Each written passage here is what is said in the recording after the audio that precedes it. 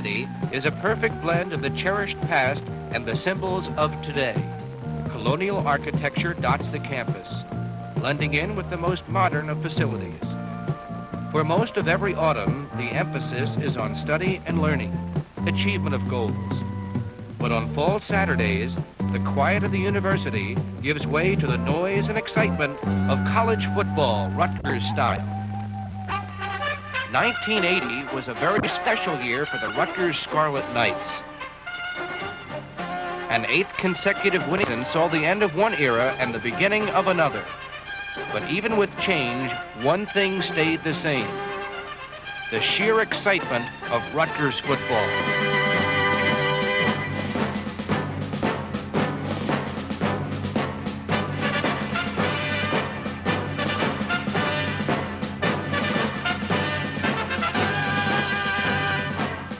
Head coach Frank Burns is Rutgers football.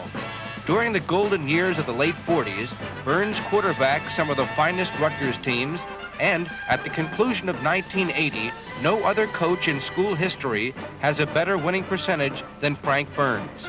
He has brought the kind of young men to Rutgers who know what it takes to be a winner. Each athlete, in his own way, looked to the 1980 season with great anticipation. It would be a true test of their character, but the rewards would be great. In Philadelphia, the Knights would face their first opponent. The Temple Owls had finished 1979 in the top 20, but David Dorn, number 14, was about to show the Owls how to fly.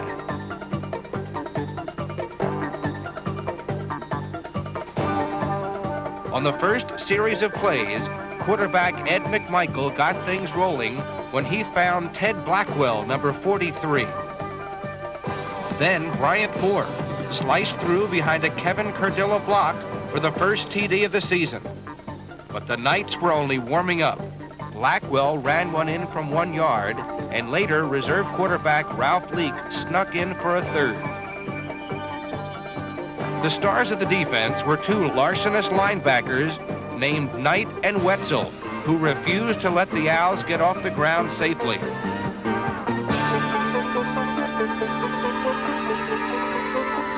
Number 58, Mike Knight, plucked one rebounded pass out of the air. And then, number 92, Keith Wetzel, grabbed his second interception of the night to secure a well-earned 21-3 victory for the inspired Knights.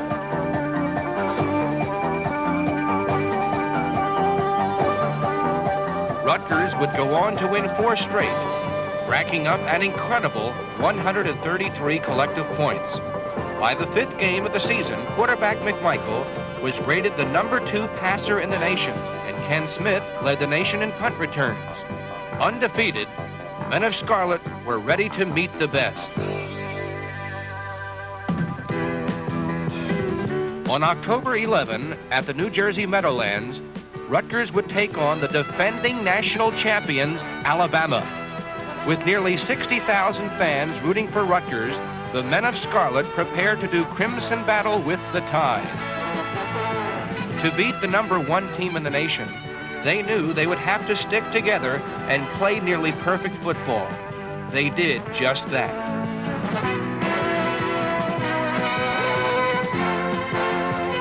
McMichael set the tempo of the day. Probing for the invisible crevices in Alabama's defense, he sent crisp bullet shots to his receivers, such as all-East split end Tim Odell.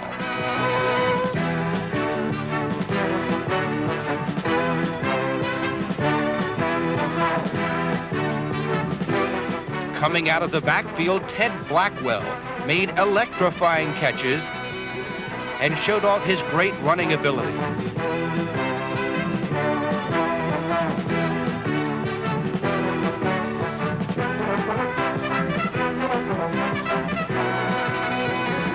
At the end of the first half, the score was extremely close, 10-6. Both offenses were finding the going very tough. The contest would be left in the hands of the defense. Alabama boasted several legitimate All-Americans, but the fired-up Knights refused to relent.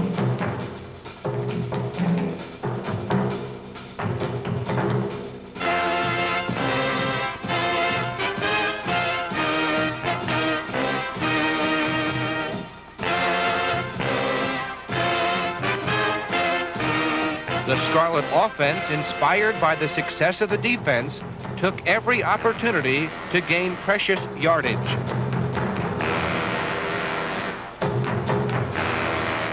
Big, strong defenders like number 64, Mike Rustemeyer, were controlling the line of scrimmage and frustrating the Alabama quarterback. It seemed that no matter where number 14 went, a Knight was there to meet him.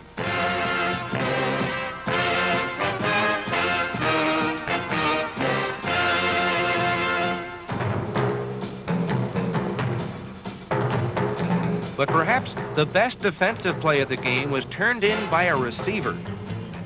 David Dorn's third quarter heads-up hit on a potential Alabama interceptor kept a Rutgers drive from dying.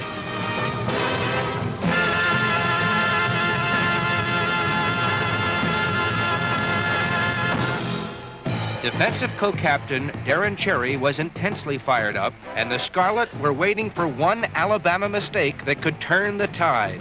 Then, late in the third quarter, an alert Ed Stewart wasted no time in gobbling up a loose ball deep in enemy territory.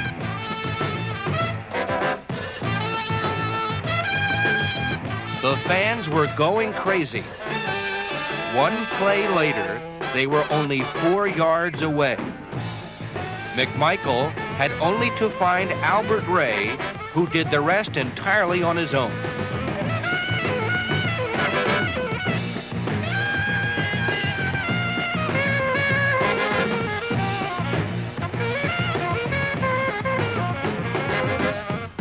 It was truly a golden moment in Scarlet history as the fans and players alike joined in the jubilation.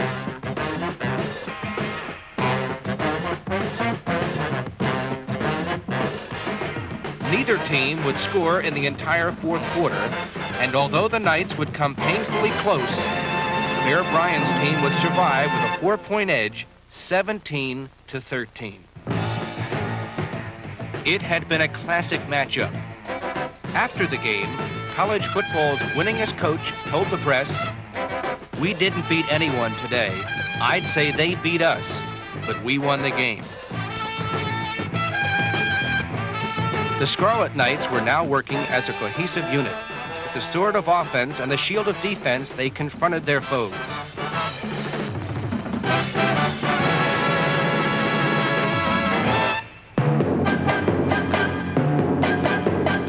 All year, the Scarlet defense was awesome. This gritty group of warriors got their pleasure from hard-hitting intimidation and intelligent, quick-thinking reactions. With the crowd chanting defense, deafening their ears, they go from stadium to stadium supported by their loyal fans with one aim in mind: stop.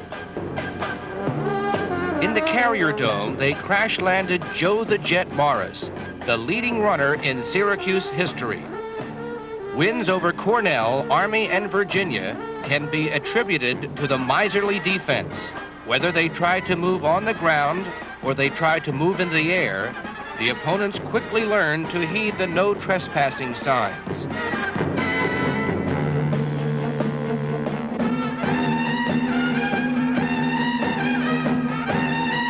Mike Rustemeyer led the Knights with 8 quarterback sacks and accounted for an amazing 74 lost yards. Extremely quick, Ed Stewart made beelines for the opposing quarterbacks, tackling them with a swat of his paw.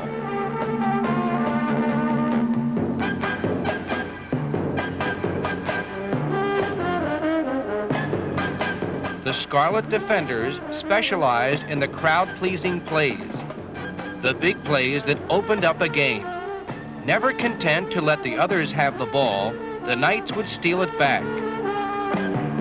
Jeff Blanchard's steady concentration led to this interception. The ball quickly changed hands when defensive back Bob Campaglio was on patrol. When they did try to run the ball, the Scarlet Knights would simply grab the ball out of their hands. Voracious hitting led to 16 season fumble recoveries.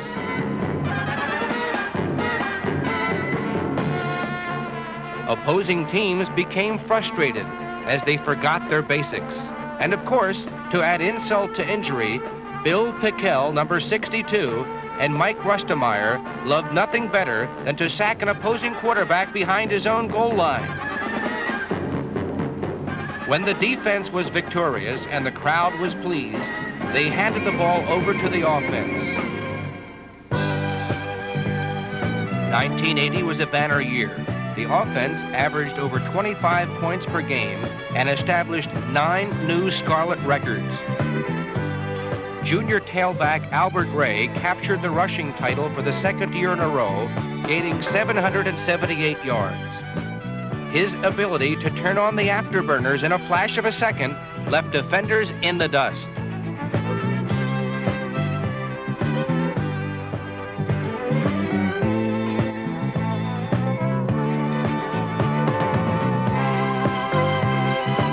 Number 43, senior fullback Ted Blackwell was awarded the Touchdown Club trophy, awarded to the athlete who has had the greatest impact on Scarlet football during his career.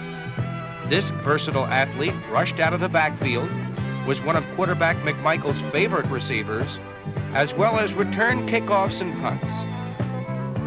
This gem of a punt return was only 46 of his career total of more than 2,500 yards.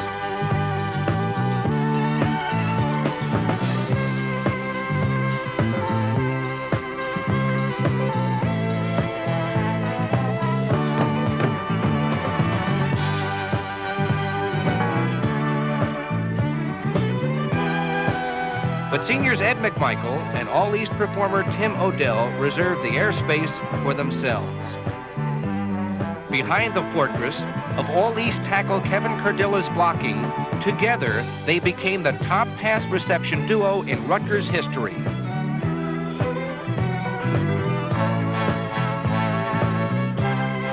The Rutgers passing attack was often a thing of beauty, the culmination of pinpoint accuracy. Here again to David Dorn.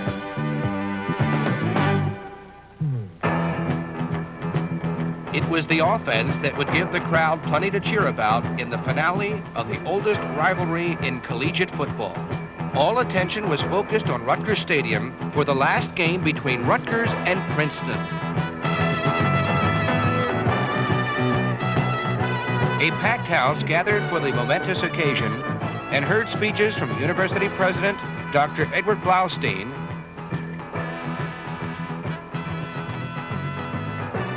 as well as New Brunswick Tercentennial Representative Ruth Patt and Mayor John A. Lynch, Jr.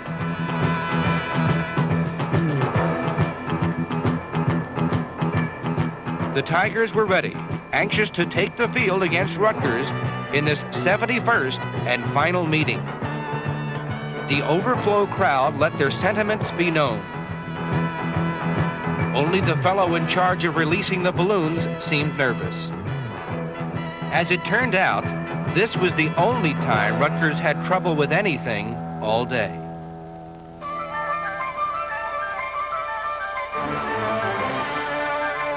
The Scarlet defense was quick to establish the tempo of the game, and the Tigers' starling was suddenly silenced.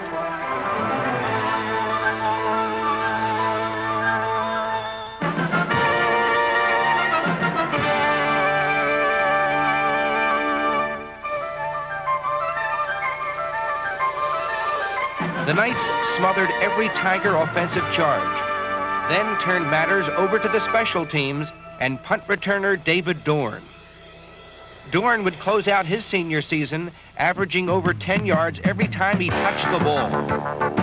This time he got considerably more than that.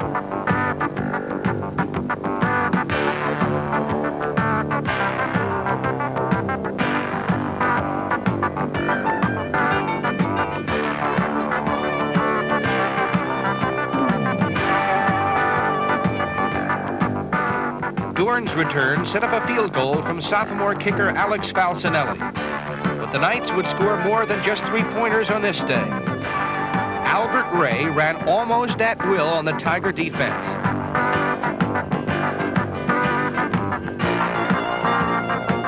And the passing game, engineered by quarterback McMichael, worked with playbook perfection.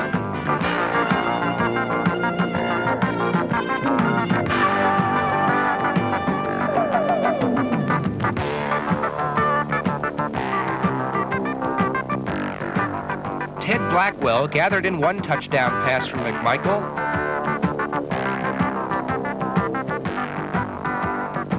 Then Dorn flim-flammed the Princeton defense with a double reverse for another score.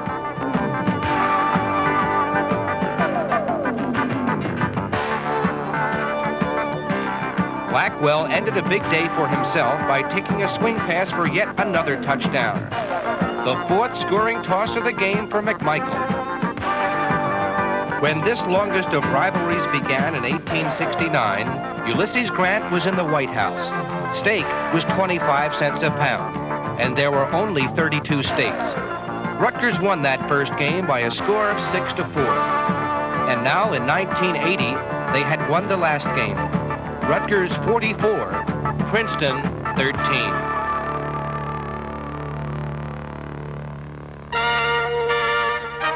To the almost 300,000 people who would see the Knights play in 1980, there will be many fine memories of Frank Burns' 8th consecutive winning season. A finely tuned offense led by McMichael and a man-eating defense would lead the charge to 7 victories. The hours and hours of coaching had paid off as these scrappy young Knights, players such as leading tackler Keith Wetzel, number 92, and Hartford Insurance All-American number 45, Ed Stewart, would have their best years ever.